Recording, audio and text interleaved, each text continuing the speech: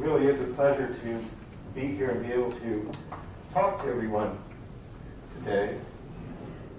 And in order to convince you of the admittedly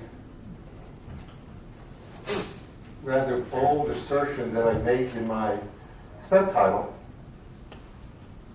let me ask you to please picture an imaginary conversation where evolutionary theorists have been asked to explain to members of traditional religions what evolutionary theory can contribute to their understanding of their own religions, starting with what evolutionary theory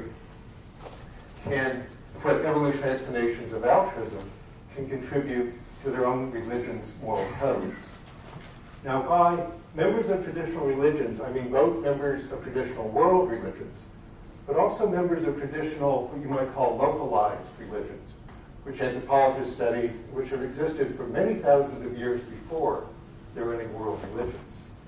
Now, for my summary of current thinking on evolutionary explanations of altruism, I'm going to draw heavily upon the words and diagrams of this recent review paper on the topic. And I'll refer to this as West et al. And West et al. Stressed that the most important thing you need to know about evolutionary theory is that because they're formed by natural selection, individuals maximize the quantity of offspring surviving to adulthood. Now, this is what makes altruism a puzzle, because altruism involves directing time, energy, and resources towards competitors instead of using them to produce offspring. But evolutionary theory has pretty much figured out this puzzle through three concepts. Reciprocal altruism accounts for those acts of altruism that are repaid, either directly from the recipient or indirectly from an onlooker. Kin selection accounts for those acts of altruism which are directed towards someone who shares so many genes that helping them produce offspring is likely to get copies of your genes into the next generation. This is why evolution is talking about inclusive fitness, meaning including both the production of your own offspring and what you contribute to the reproduction of offspring by some closely related individual, such as a sibling. The remaining acts of altruism can get explained by group selection.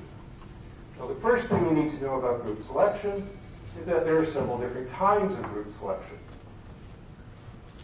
The first kind of group selection is the old group selection, popular until the mid-1960s, and the old group selection was based on well-defined groups that are illustrated in this diagram by the solid lines forming the circles around a group of altruists, the white circles, and a group of selfish individuals, the blue circles.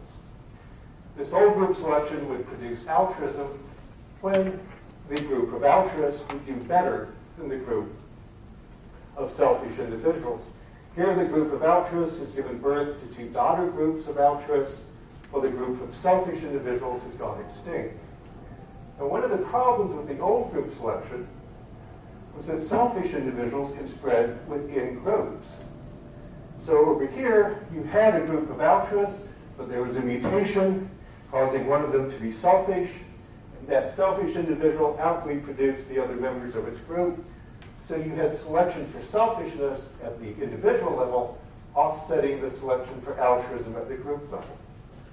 Because of these problems with the old group selection, many evolutionists use the new group selection, which is different because it's based on now arbitrarily defined groups, shown here in the diagram with these dashed lines making the circles. So while it looks like you still have three well-defined, distinct groups with different numbers of altruists or selfish individuals, remember these are just arbitrarily defined groups. The new group selection produces altruism when the groups with more altruists make a greater contribution to the reproductive pool, as is shown here by the larger black arrow. Other evolutionary theorists use the newer group selection, which is pretty much the new group selection with more emphasis on competition between the arbitrarily defined groups as the cause of the groups with more altruists making the greater contribution. In addition, you have cultural group selection. Cultural group selection is based on the idea that social behaviors like altruism or selfishness can be horizontally transmitted between members of a group. For example, you might label the individual who is imitated or who transmits the selfishness or altruism T for teacher. And by horizontal transmission, it means that this transmission is among people of the same generation, as opposed to vertical transmission, which would be parents to offspring. So in cultural group selection, this horizontal transmission can produce altruism, again, when the group of altruists contribute more than the group of selfish individuals. Now, to be honest, there are actually an unknown number of different kinds of cultural group selection, and it really isn't clear exactly how all these fit with the other kinds of group selection I just mentioned. The good news is it doesn't matter, because regardless of the extent to which selection works at the level of the group or the level of the individual, selection will still produce organisms that appear to be maximizing their inclusive fitness. This makes the explanation of moral codes fairly simple. Moral codes are simply the result of people tending to pass the sorts of moral judgments that tend to maximize their inclusive fitness and get their genes into the next generation. As to why moral codes tend to be religious, well, here there's disagreement. Some evolutionary theorists hold that people have religious beliefs because those religious beliefs are adaptations that exist because they help people to maximize their inclusive fitness, perhaps through making them more likely to make the kind of moral judgments that would get their genes into the next generation. While other evolutionary theorists just hold that religious beliefs are just byproducts of other adaptations. It's at this point in our imaginary discussion that the members of traditional religion are asked to talk about what they've heard among themselves, elect a spokesperson who will then comment on what they've heard and ask follow-up questions. And the spokesperson for traditional religion says, "Thank you. Evolutionary theory does contribute to our understanding of human behavior. Reciprocal altruism explains why some people only give when they get more back. And indirect reciprocal altruism explains why some people only give when others are watching. And kin selection explains why some people only give to their closest relatives." But we're not really sure what this contributes to the understanding of our religious moral codes. Because our religious moral codes tell us not to behave in these ways. And we're also not really sure what group selection can contribute to the understanding of our religious moral codes, because, to be honest, we're a little confused about group selection, and our religious moral codes tell us to be altruistic to our relatives, whether or not they happen to live in our group, our band, or village.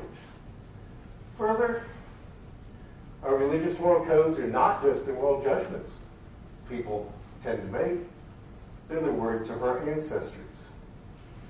And the reason we have religious beliefs, such as the belief that our dead ancestors want us to follow their moral codes, is because our dead ancestors want us to follow their moral codes. Is there any other evolutionary explanation of altruism which might contribute more to our understanding of our religious moral codes? Now, many of the evolutionists at this theoretical imaginary discussion don't know of any other explanation of altruism. There's no other explanation mentioned in West at all. But some of the evolutionary theorists say actually there is another evolutionary explanation of altruism. For example, in a similar review article on the same topic written back in the 70s, it also listed 3 explanations of altruism, but the third was not group selection, which had been recently rejected. Instead, it was the parental manipulation explanation of altruism. Now this catches the interest of members of traditional religion, because they all did learn their religion from their parents.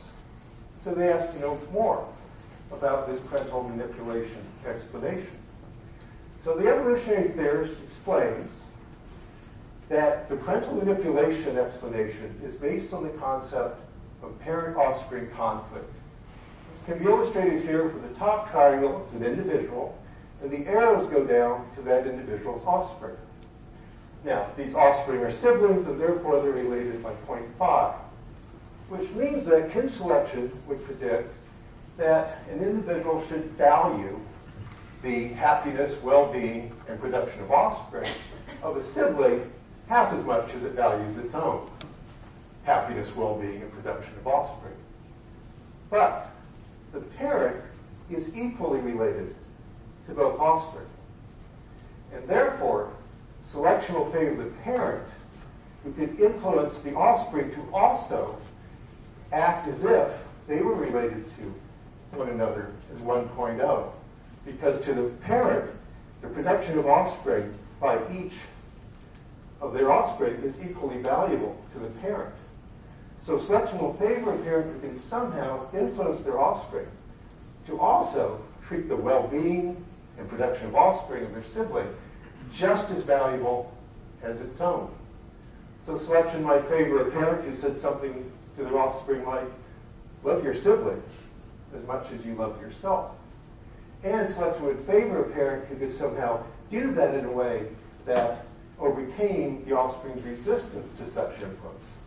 Because loving your sibling as you love yourself would include acts of altruism that were in the parent's evolutionary interest, but not in the individual offspring performing the altruistic act.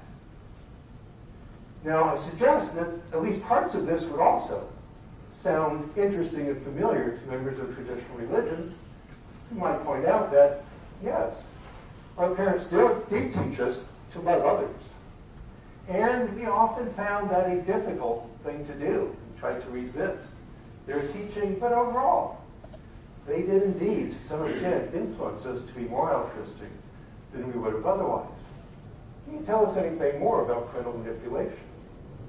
So the evolutionary theorist proceeds by saying, humans appear to be the ideal species for parental manipulation to evolve because human parents can even influence their offspring to behave altruistically when the parent is no longer present, which also means after the parent has died. This also kind of makes sense to the members of traditional religions who point out that, yes, our parents do teach us. Continue to behave properly, even after I'm gone. Continue to love others. But you know, there's a couple of things about parental manipulation theory that don't quite fit a religious moral code. For one, we're not just taught to love our siblings as we love ourselves. We're taught to love all of our kin. This teaching was not started by our parents. It has been passed down to us from our distant ancestors. Now this, in turn, would catch the interest of the evolutionary theorists familiar with parental manipulation, because they would say, we also have wondered how far into the future might the effects of parental manipulation continue to be felt. And the evolutionists who have considered this have seen it as very important because although it is convenient to arbitrarily pick a point in time at which to measure evolutionary success, such as the number of offspring surviving to adulthood, a better measurement would be to count the number of grandchildren. And better still, would be to count the number of great-grandchildren. And ideally, we would count the number of descendants alive after many generations. It is at this moment in the discussion, when evolutionary theorists have either learned or been reminded of the parental manipulation explanation of altruism, and the fact that evolutionary success might be best measured after many generations, that traditional religion could make their crucial contribution to evolutionary theory. So crucial, in fact, I suggest it would lead to a new evolutionary explanation of both altruism and religious moral codes.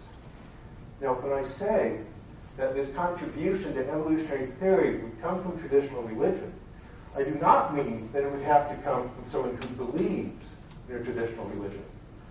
I don't know how to tell who is and isn't a true believer. What I mean is, this crucial contribution to evolutionary theory would be much more likely to come from someone very familiar with the traditional religion than from someone who wasn't, even if they were trained in evolutionary theory. Further, I'd say that familiarity with any traditional religion would make someone much more likely to be able to provide this contribution. In the example of our imaginary discussion, this contribution happens to be made by someone very familiar with the religion of Judaism, who says, given all of this, there's something about Judaism that I think is really important. Arguably, the central Jewish prayer emphasizes the importance of teaching the Torah's laws to children. Now, this is obviously consistent with parental manipulation, but there's something more. This is the first prayer that Jewish children learn. Therefore, children are taught the importance of teaching Jewish ways to their own children. This simple contribution, which is no more than, but also no less than, recognizing the fact that traditional religions really are traditional, meaning that they're not just transmitted to offspring, they're transmitted to offspring in a way that influences those offspring to transmit them to their own offspring, is a crucial contribution to evolutionary theory because it leads to this new evolutionary explanation of altruism and religious moral code, which I refer to as just the tradition explanation. And illustrated again with the diagram that starts with an individual, symbolized by this triangle. But now we're going to give that individual a name. And the new name will be indicated by this changing color. Let's say this new color stands for the name Smith. And we'll have Smith be a descent name, meaning that it is transmitted to the offspring of a Smith. And that is the only way we can come to have the name Smith. Therefore, the name Smith identifies individuals as kin, including as co-descendants. That's important because our original Smith also transmits the moral code, that is, says the words, love other Smiths, co-descendants, as you love yourself.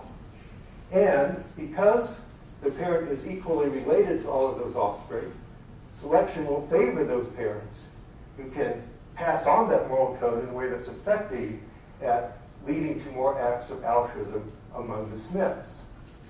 What evolutionary theorists have not fully appreciated is that the original Smith will also be equally related to all of his or her grandchildren. So selection will favor an individual who can in some way influence all of his or her grandchildren to love each other as they love themselves. Most effective way of doing that, I would say, is to simply add a few more words to the moral code and tell your offspring to do the same. The addition of these few words transforms a moral code into a traditional moral code. And if this is done effectively, even if this original Smith dies before his or her offspring reproduce, when those offspring do reproduce, they will transmit the name Smith, which now will identify both siblings and first cousins as Smiths, and now the traditional moral code of loving other Smiths as you love yourself. As to why traditional moral codes are religious, remember selection will favor those traditional moral codes that are most effective at overcoming the resistance of the descendants to this encouragement of greater altruism. I would say that by adding just a few more words to the traditional moral code, you would both increase its effectiveness and make the traditional moral code what we would label a traditional religious moral code.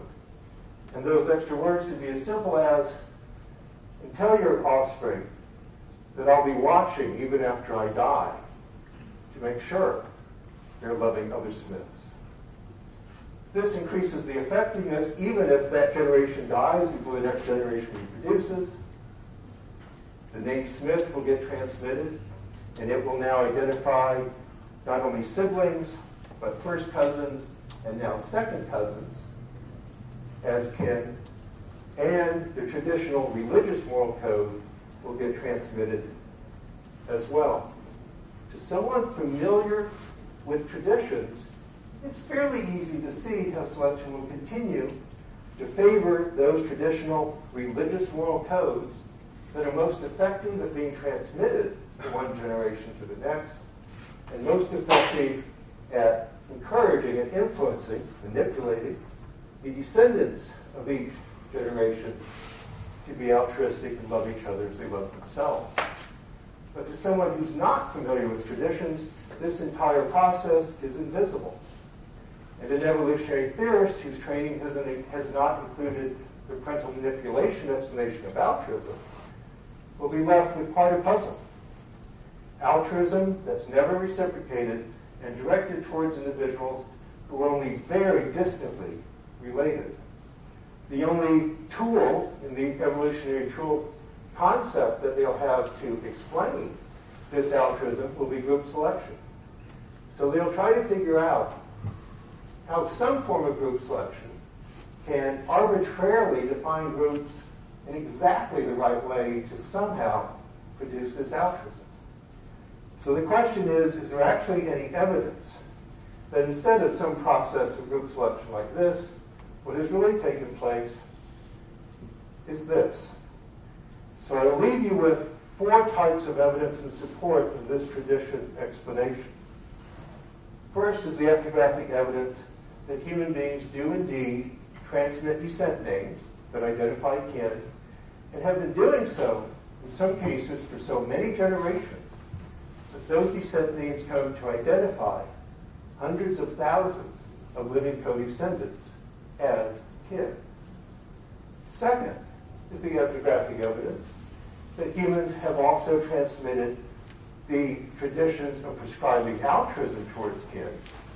And then in some cases, these traditions of prescriptive altruism have also been transmitted for so many generations that they apply to the hundreds of thousands of living co-descendants identified as kin by descent names.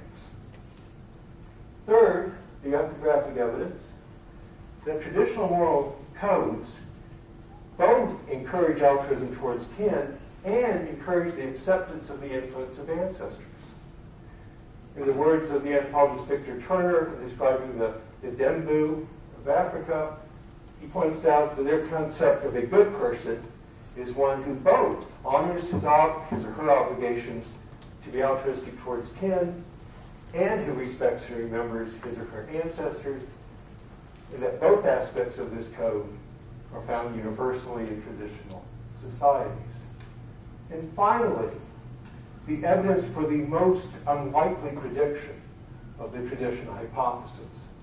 And I say unlikely because we stop and think about it.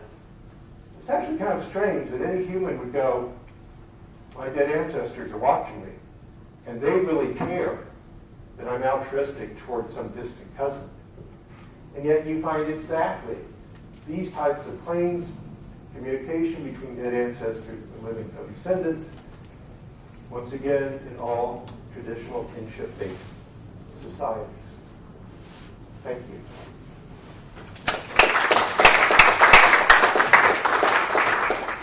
We have time for questions, comments, and we'll start with the conversation. You can feel it, or you want me to call it? You can I call can it. feel it. Okay, go ahead. Who would like to start? Go ahead, Ken. Let me throw this out and see how you feel about it. Mm-hmm. From the perspective of complexity, Okay. biological systems are complex. Evolution is one dimension of complexity. And my thought is that altruism might very well be explained without any reference to evolution at all. What it might have to do with is functional dynamics, which is another dimension of complexity. Any comments on that? By functional dynamics, what I'm referring to essentially is the tendency of complex systems to remain internally stable. And if stability is lost, that's one way in which we define human disease.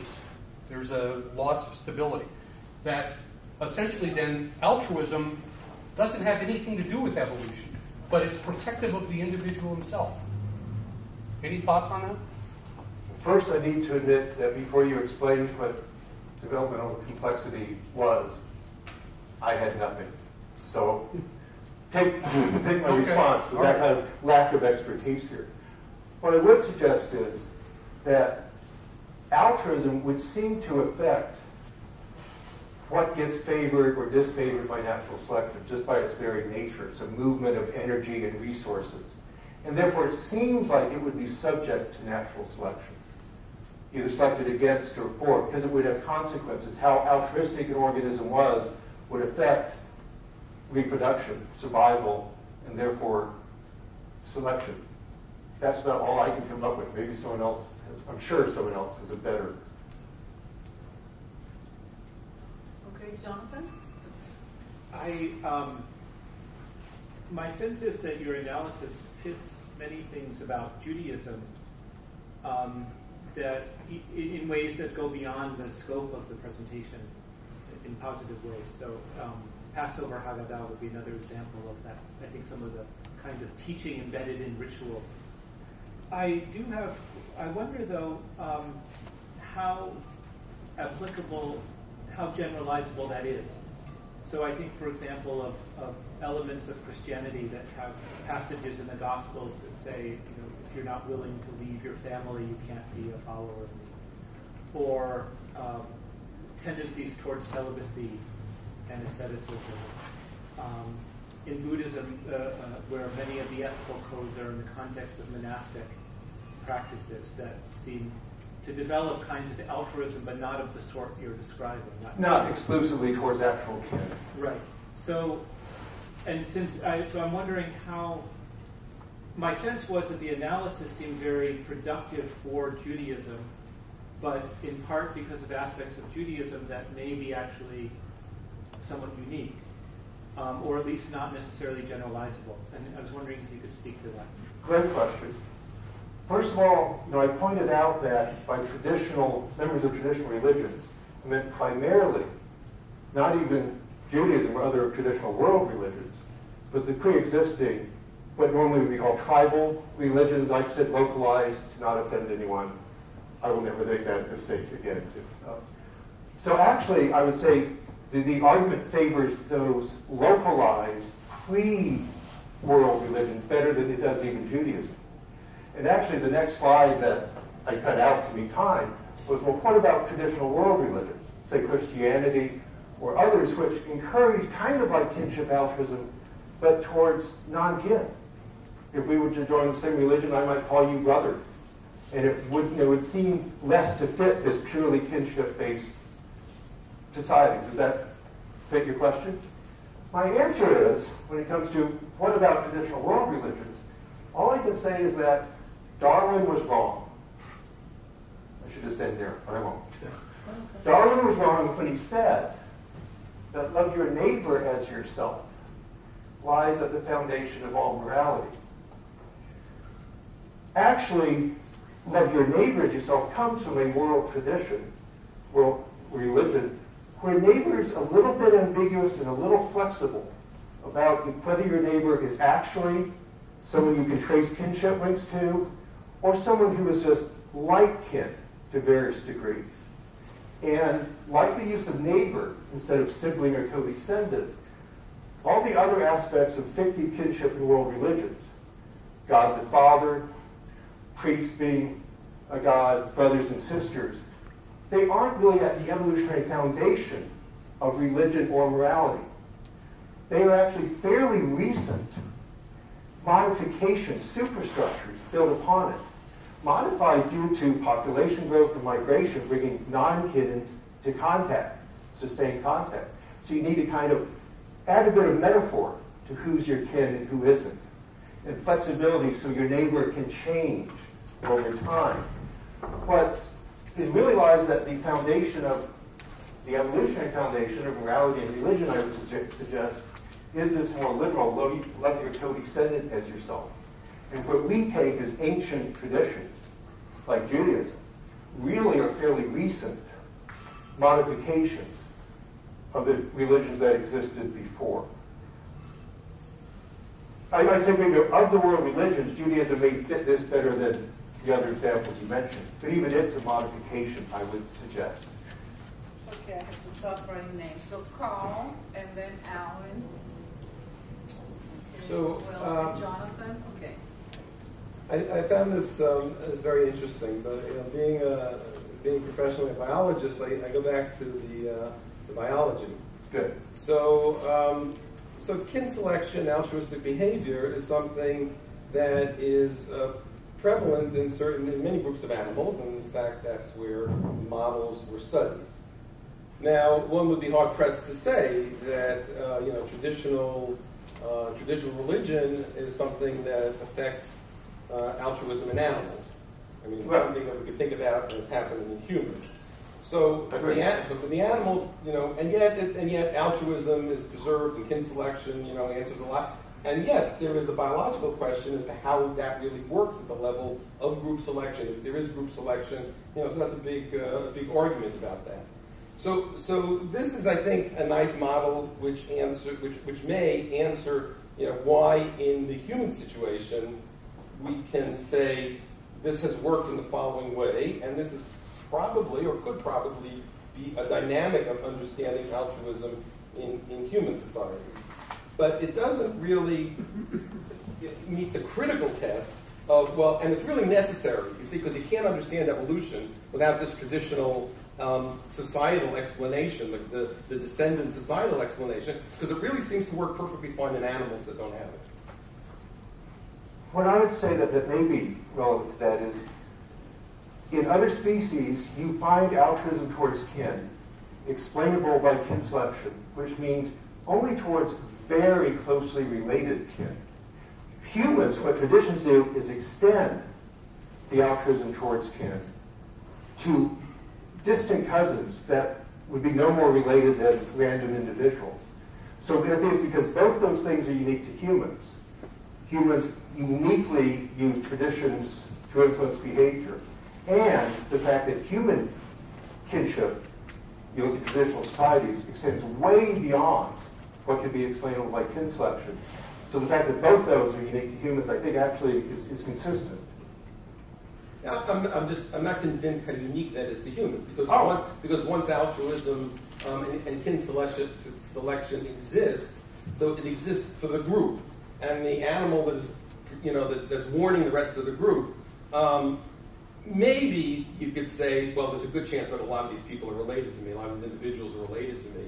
But there are cases where that's not always the case, that a much broader group of animals living together in an area will be helped by that altruistic behavior as well. I know of no other species that systematically favors kin over non-kin past the degree of first cousins, which is where kin selection could plausibly explain it. So it's interesting to me that humans extend altruism towards kin way past that, and humans have tradition. But you just described the alternative explanation, so mix of kin selection and group selection. Okay, we have now Alan. Go ahead. I'm having a little hard time understanding. Speak up. Okay, you're saying that the end of existence is survival. But traditional religions, I understand, it's not seen as survival in a certain way. Equality enters into the whole discussion. That Judaism, people are supposed to look at us not just for our numbers, but they're supposed to look at us and say they like how we live, that it's a superior way to live. And I could give an example from history. You take the anti-slavery movement in England in the 19th century. Clearly that was not beneficial to England when they abolished the slave trade. They lost a lot of money, they lost a lot of power. They didn't want to live in a way where, in a world where there was slavery. It didn't really seem to have much to do with survival. So, could you explain this further? Okay, first of all, I think I wasn't clear. I was paraphrasing, actually there I think quoting, West et al. As kind of the normal thinking of evolutionary theory, saying the quantity is number of offspring, but measuring it those who survive to adulthood versus just those who are born until they die. Okay? I didn't mean to imply that anyone was arguing the goal of evolution was just survival. That's not true. Okay? In fact, so for the tradition, explanation is arguing that the goal is not just to produce offspring, but to leave generations of descendants. As far as living in a certain way. As far as the behaving better, The only thing I can connect with, and I know nothing about your example, I apologize, is that kind of ties in with the respect for one's own ancestors and traditions and seeing those as good, as the way. That's the part of the tradition that's been passed. Be kind to your kin and respect your ancestors and therefore take pride in your particular traditions and that. I think that's why we kind of associate our tradition doesn't just leave descendants, it's also a good way to live. That kind of talk about the goodness of our traditions helps transmit them. That's about the best I can. Okay, we have Jonathan. Yes. In a volume on altruism and the world religions, J. David Blythe, a great Jewish scholar with whom I often disagree, but nonetheless makes a very insightful observation about altruism in Judaism, is that it's a nonsensical term. Because, especially this love your neighbor as yourself in Leviticus, it's actually a command. And so it's not a voluntary activity, it's an obligation. And also the V'ahavta itself is a command to teach your children to teach their children these moral codes and pro-social behavior. So if altruism is understood to be a voluntary motivation towards pro-social behavior, Judaism does not acknowledge that. And I'm just wondering how you might square these two. What I would say is when you say Judaism is a command, I'd say that's a pretty darn effective parental manipulation. Okay? That it's a command. I'm not messing around. And I really will come back after I'm dead. Okay? Now, I disagree that strong emphasis in general success at influencing descendants means it's not completely voluntary. And the test would be, have there ever been any Jews who did not live up to that command? And I would suggest there probably are, which means it's not inevitable, and that therefore there would be what we would call some choice involved. You can either obey the command or not. So no doubt, Judaism acknowledges the notion of free will. But the conversation itself, the term of altruism, at least according to Blake's interpretation, is that it's nonsensical insofar as what I'm understanding your working definition of altruism to be, is that it just doesn't match in our vocabulary here. And I'm just wondering if there are other ways to define altruism that could be cognizable, intelligible within a paradigm which speaks in terms of obligations and duties. As long as you realize that it's possible not to fulfill those obligations and duties. Sure. Okay? I actually think that I normally think of the word kindness. I just substitute that for altruism. And I've thought about what that means. I think really it means behave as your ancestors told you or commanded you to do.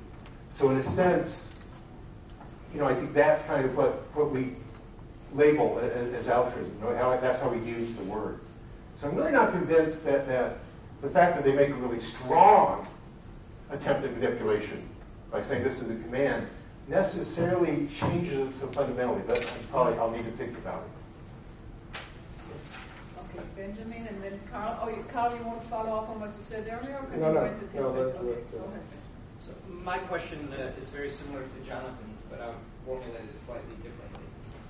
When you take the strategy of parental manipulation and you reframe it as a divine parent, a theistic manipulation, which isn't solely based on kinship, it may go beyond kinship. It's this kind of fictive kinship. Or redefine kinship. How does that change human evolution? Because now it's also a cultural evolution, and not just a biological evolution. Really good question. I would say that traditional religions have probably existed, I would say, a number of tens of thousands of years.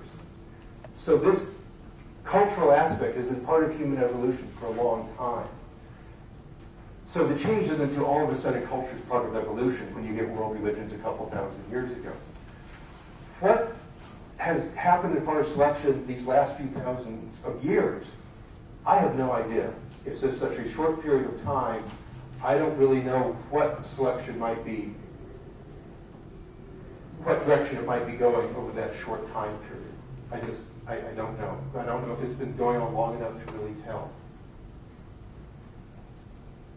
Okay, yeah, Paul and Carl and then Paul. Yeah.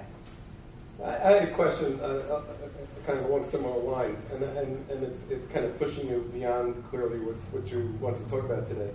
But any thoughts? Well, we're out of time. I think we still have time. That's a good part. But any thoughts about how these now constantly receding ancestors in the past who have this continued voice in our lives, that in the course of time, the voice of those ancestors, sounds godlike, and maybe eventually sounds like God in that sense? I would say, and by the way, I am plagiarizing almost all the arguments from my mentor, Dr. Lyle Stedman, here, that the command becomes godlike, becomes religious, as soon as it becomes phrased in a way that's a supernatural claim. And the shift is not going back a lot of generations, and I try to get this with the words I added, is as soon as you change from saying, you cousins, you should stop fighting, love each other, because your dead grandfather always wanted all Smiths to love each other. That's not religious. But you simply change the tense to stop fighting now. Your dead grandfather doesn't want you to. He's upset right now. I think that's because that's a supernatural claim. The evidence of our senses, dead grandfather's not really feeling much of anything. That's when it becomes religious and, I think, godlike. So I'm not sure, I think that transition happens sooner, not necessarily after repetition. I think you could have traditional, say, stories passed down for lots of generations about ancestors, but if they didn't have supernatural claims, we'd never call them religious, we wouldn't perceive them as godlike. That would be my prediction to test it. Or maybe some other religions, not necessarily the monotheistic or monotheistic or deistic religions, but one might claim that there are societies where it always stays as tradition from the ancestors and never converts it into anything necessarily supernatural. Whether you call that or not is a matter of terminology. Right, I would just say if it doesn't shift into supernatural, we wouldn't label it as religious. We might put it as just traditional stories. Paul? So, first, a point of clarification. Yes. Early on, you were talking about biological group selection. And Yes. Then you talked a little bit about cultural group selection. Right. And then you said, if I'm understanding Yes. correctly, that it doesn't really matter which is biological. And that's straight from West et al. Okay. So my point would be, it seems like part of our discussion, there's been a little bit of slippage in the term selection. Because Okay. when we're talking about biological selection, we're talking about one selection acting at one domain, one locus. But when we're talking about cultural group selection, we're talking about selection happening at another domain. And it seems to me that the very argument that you were making in terms of moving from a traditional setting where we could be talking about a biologically driven kind of group selection towards altruism, shifting it to a new domain of cultural where it is now a symbolically mediated, culturally mediated definition of who's kin. We're talking about a very different kind of locus. The same dynamics are in play, the same reasonable, logical principles are in action, but they're enacting it in a different domain. And I think part of the discussion here has been about being clear that we're not always saying genetic selection when we say selection. Once we've opened the door to cultural and group and cultural selection. And I'm thinking in the back, I'm thinking of Donald Campbell's article about downward causation and how the law of levers is biologically instantiated in beetles, for example, and the way that their jaws work, but it's also instantiated in our university system through Archimedes and passed down. So there can be multiple domains. The same truth is found to be relevant. What I would say is that they are not distinct domains. Selection works on phenotypes. Phenotypes, whether we call them cultural or not, are always the result of genes interacting with the environment. So I see the culture versus biology as a false dichotomy. Okay? Now, I certainly did not take time to explain that, and you're absolutely right that most people talking about group selection and then jumping to cultural group selection see that as a different thing. That's one of the reasons why you can't even say how many types of group selection there are, or how they fit, because that's so mushy. But my position would be that selection. If you picture that it's on phenotypes such as behavior, that dichotomy actually dissolves. But I did not explain that. So. Okay, Joe, go ahead. I have a quick question about trying to understand your claim about the database seems to go back multi-thousands of years, you said. What knowledge do we have of such a database? Okay, really good question. Most anthropologists would probably refer maybe to archaeological evidence of things indicating burials and grave goods that maybe were accompanied by saying the dead ancestors will, like this. I think that that's good evidence. I think even better evidence to say, if you look somewhere like Aboriginal Australia, which has been populated for 40 or 50,000 years, if not more, and you see totemism, which is all about clans and ancestors, you can trace kinship from one side of the continent to the other. I mean, huge numbers of kin that obviously those have been, to get the names applied to so many different people, they had to be these totemism, which we call religious claims, that implies the only way they could have happened is to be transmitted for hundreds, if not thousands, of generations. But we don't know anything about the moral values of those clans, do we? I mean, it could be that one clan says, the other clan is really terrible, and we've got to eliminate them or not have anything to do with them? Well, in a sense, we don't know directly what was being said 10,000 years ago. But as I mentioned, anthropologists have studied. We do have some idea of what people still living relatively traditional say, and they seem to all say those four things. They all prescribe altruism towards kin. They all say respect ancestors, and they all make the supernatural claim that dead ancestors still influence or influenced by the living. So now it's possible that doesn't give you any insight into what happened back in time, but anthropologists use that kind of ethnographic analogy to get at that, for better or worse, we use it a lot. So that, to me, that's kind of the best evidence. Okay, Ken? Yeah, is the earlier comment about culture, and I was wondering, is there any data or any studies on the influence of altruism on epigenetics, where you can think of altruism as establishing an environment? And I mean, I don't even know how you would do the study, but I want to ask, if you have that kind of environment, are there epigenetic effects that can be passed down? Or have epigenetic mechanisms not really been considered as a way in which the benefits of altruistic behaviors can be realized in future generations? I'm going to say, great question. I have never thought about it exactly that way. Did you have a comment to? Not on that. Not on that, okay. So it sounds really interesting. I'll have to think about that, because I've never looked at it exactly that way of epigenetic context. I don't use that phrasing, so I really have to think about that, but I will think about it. Okay, Norbert? Now, this is a different line of questioning. I guess it's about evolution, and it's a methodological question. If you have A as the cause of B, and A consistently is the cause of B, then you should expect B always to fall away. And this is not a case like this.